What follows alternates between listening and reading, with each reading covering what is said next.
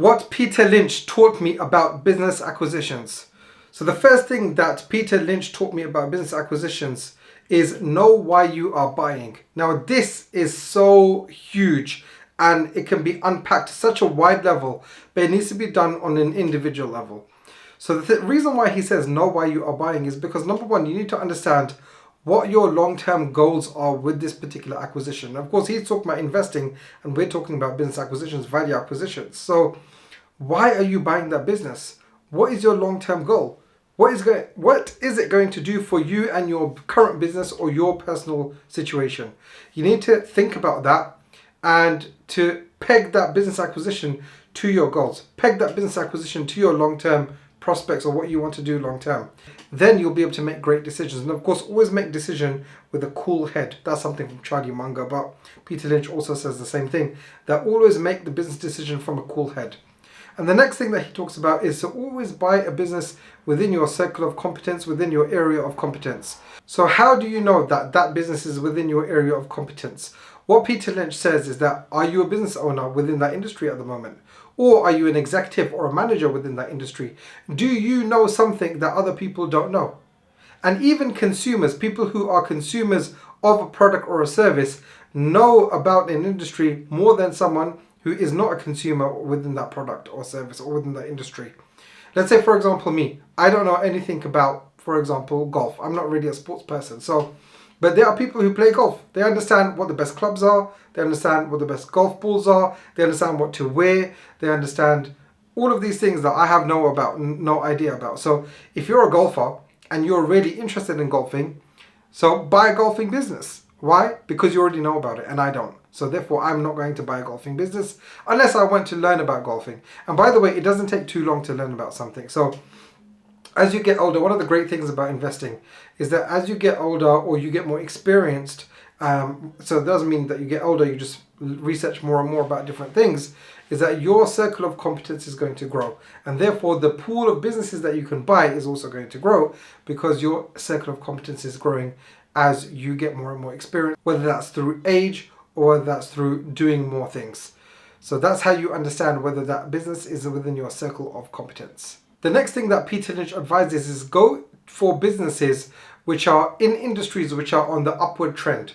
So there's no point going for a business in an industry which is dying. So for example, we all know that newspapers and magazines, these type of physical newspapers and physical magazines, these are dying industries because everyone's reading or consuming news or consuming their content online. So online is increasing and physical print is dying. Now it's not dying completely because people still appreciate paper. They still appreciate something holding in their hands. But are you going to then buy a business which is not within the top 10 or top 20% of the industry? Are you going to buy something which is a really small business? No, there's no point. Why? Because there is more chance of that business dying in the marketplace than it is growing. And that's why if you go for businesses which are already in industries which are on an upward trend, or at least have a very, very strong long-term trend. For example, healthcare and personal services. They are never going to die. Why? Because us as humans, we always get sick. We always need health. Like we always need our health, and we need people who understand our bodies and how to operate on them, how to care for them, how to advise on them. For example, personal care, whether that may be skin care or barbers or hair salons or something like that. All of that is going to be forever because people are going to live and we're going to need those forever. So go for industries which are either long-term industries or something which is on an upward trend if it's something which is not a actual need of a human. The next thing is to focus on the fundamentals of a business and then the valuation. This is really, really important because if you understand that this business, the fundamentals of the business, the revenue is stable and growing, the gross profit, very, very important, is stable and growing. If not growing, at least stable. And that the cost of the business don't spiral out of control over a long period of time. And therefore it produces a great operating profit and a great net profit, then that business has great fundamentals. And also that has a team, for example, that's been around for a long time and it wants to continue working in that business. And there are many other things that go into understanding the fundamentals of a business, but these are just some of the things. And then you look at the valuation and say, right, this is a great business because it's producing fantastic results over a long period of time.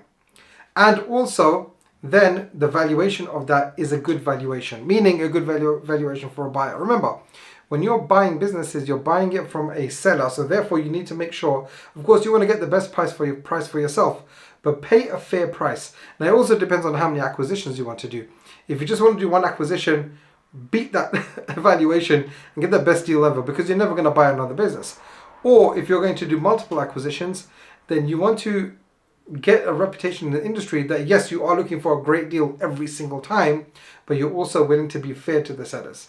And therefore, other sellers will then flock to you. That if they want to sell their business, they're going to come to you instead of going to someone else. The next thing that you need to do is that you need to buy a business which any idiot can run. So Peter Lynch always focuses on that because I think I've heard this from multiple people, but Peter Lynch is the one that came out with it first, is that go for a business that any idiot can run, because ultimately one day an idiot is going to run it. So if you buy a business which only a very, very clever person, I'm going to say a rocket scientist or something like that can run it, then that's always going to be difficult, because how easy is it going to be to then replace a person who is working for you who has the same competencies as the last person? You're not always going to get A-star players.